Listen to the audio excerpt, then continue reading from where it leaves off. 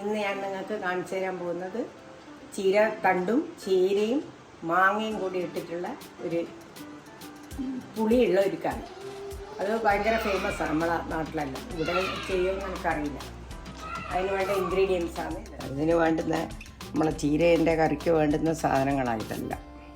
ചീരേൻ്റെ തണ്ട്, പച്ച ചീര ഇലയും തണ്ടും രണ്ടും വേണം. ഇത് ഒരു ചെറിയൊരു ബഞ്ചാണ് ഇത്. അതിൻ്റെ തണ്ട് നല്ല വണ്ണമുള്ള ടൈപ്പ് ആയിരുന്നു, അതുകൊണ്ട് അതും കൂടി ഇതിൻ്റെ കൂടി എടുത്തു. ചീര അത് ആദ്യം പ്രഷർ കുക്കറിലേക്ക് ഇടും. തണ്ട് കുറച്ച് മൂത്ത് പോയി എനിക്ക് കിട്ടിയാൽ, അതുകൊണ്ട് വേവിക്കും. ചീര ഓടിയോ ഇല്ല, നമ്മൾ നടുവ വളർന്നിട്ട് ഇട്ടിട്ടുണ്ട്. 2 കൊരട്ട, ഒരു മാങ്ങയെ ഞാൻ എടുത്തിട്ടുള്ളൂ, 2 മാങ്ങേൻ്റെ കൊരട്ടയുണ്ട്, അതും കൂടി വെക്കുന്നു. ഇത് വെക്കണമെന്നൊന്നുമില്ല, ഞാൻ കളയണ്ടെന്ന് വെച്ചിട്ട് വെച്ചതാണ്.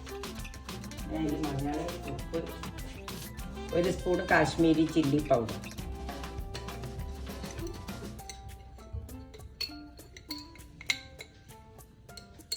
കാൽ ടീസ്പൂൺ മഞ്ഞൾ.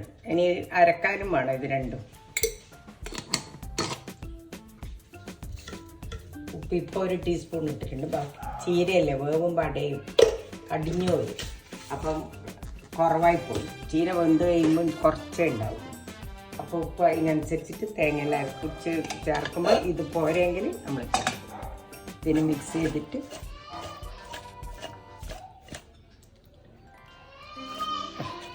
ഇതിന് കുറച്ച് വെള്ളമാക്കിയിട്ട്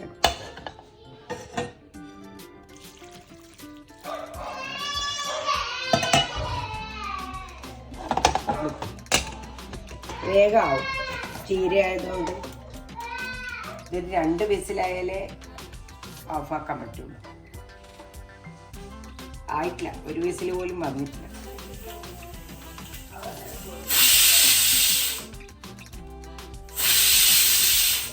ഇനി ഒരു 2 വിസിൽ വന്നു. ഇനി തീ കുറച്ചിട്ട് 1 വിസിൽ കൂടി വരണം.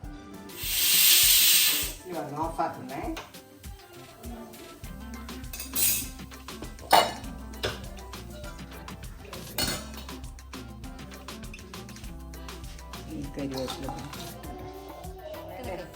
ഇതിൻ്റെ എയർ പോയതിൻ്റെ ശേഷം നമുക്കെടുക്കാം. അതിൻ്റെ പാകത്തിന് ആയി കഴിയുമ്പോൾ ഇതിൻ്റെ ഒച്ചയില്ലാണ്ട് നിൽക്കുമ്പോൾ നമുക്ക് എടുക്കുന്ന സാധനങ്ങളാണ് ഇത്. ഒരു മുറി തേങ്ങ, 1 ടീസ്പൂൺ പിന്നെ കാശ്മീരി ചില്ലി പൗഡർ, 1/2 ടീസ്പൂൺ മഞ്ഞൾപ്പൊടി, 4 ചെറിയുള്ളി.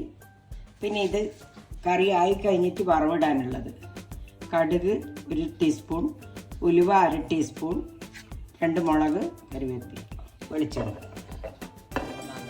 ചീരേൻ്റെ തണ്ടും ചീരയും മാങ്ങയും മാങ്ങേൻ്റെ കൊരട്ടയും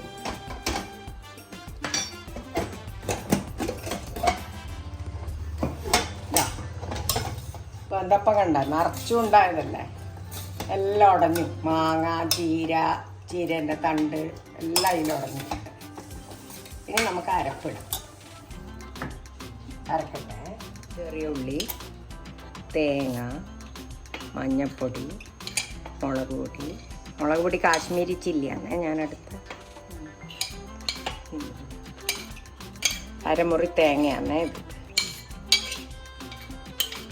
1 ബഞ്ച് ചീരയല്ലേ ഉണ്ടായ, പിന്നെ 1/2 മുറി തേങ്ങ. എത്രത്തോളം ചേർത്താൽ നിങ്ങളുടെ അടുത്ത് കുറേ ഉണ്ടെങ്കിൽ ചേർത്തോ, ഇത്ര കണക്കൊന്നുമില്ല.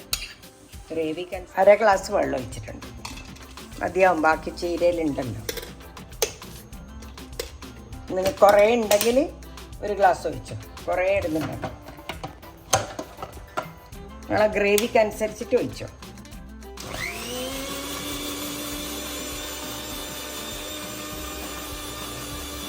നല്ലോണം അരയണം.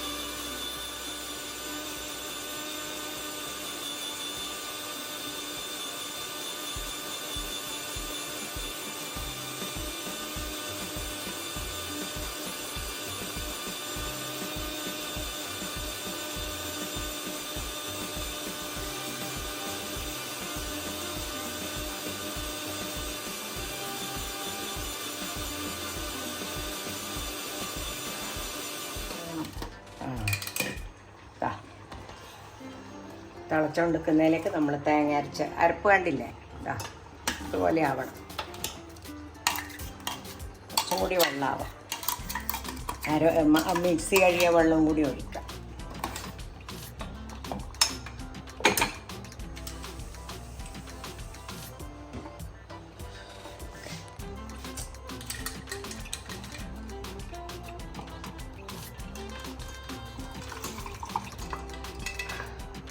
ഒരു അര ഗ്ലാസ്സും കൂടി, ഇപ്പോൾ ടോട്ടൽ 1 ഗ്ലാസ് വെള്ളം ഒഴിച്ച് കഴിഞ്ഞു. അതായത്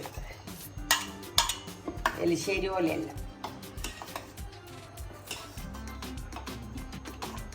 തിളക്കട്ടെ നല്ലോണം. അപ്പോഴത്തേക്ക് വറവിടണം.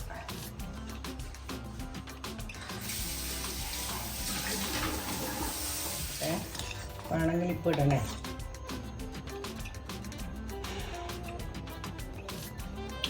കുറച്ചും കൂടി വേണം.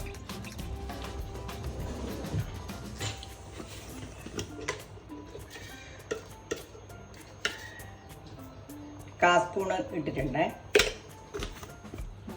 ആ സമയം കൊണ്ട് നമുക്ക് വറവിനുള്ള സമയം റെഡിയാക്കാം.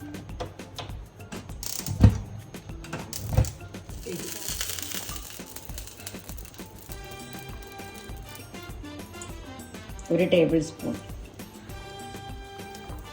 ഇതായേ ഓഫാക്കാം.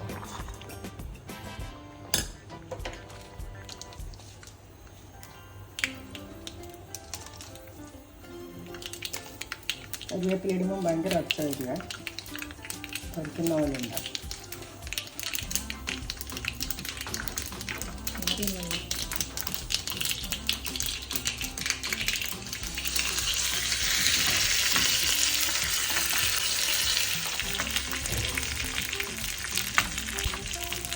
കടുക്, ഉലുവയും മുളകും.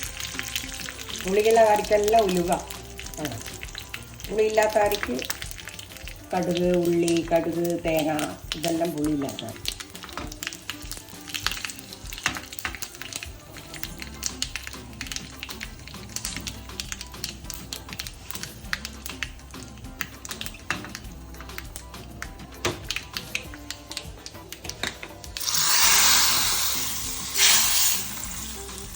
അങ്ങനെ നമ്മളെ ചീരയും തണ്ടും, പച്ചച്ചീരയും തണ്ടും മാങ്ങയും കൂടിയിട്ടുള്ള പുളിങ്കറി റെഡിയായി. വേറെ പുളിങ്കറിയും ഉണ്ട്, 2-3 തരം പുളിങ്കറി ഉണ്ട്. അങ്ങനെ ചീരക്കറി റെഡിയാക്കി വെച്ചു. ഇതെല്ലാവരും കണ്ടിട്ട് ലൈക്ക് ചെയ്യണം, ഷെയർ ചെയ്യണം, സബ്സ്ക്രൈബും ചെയ്യണം. കഴിച്ചു നോക്ക്.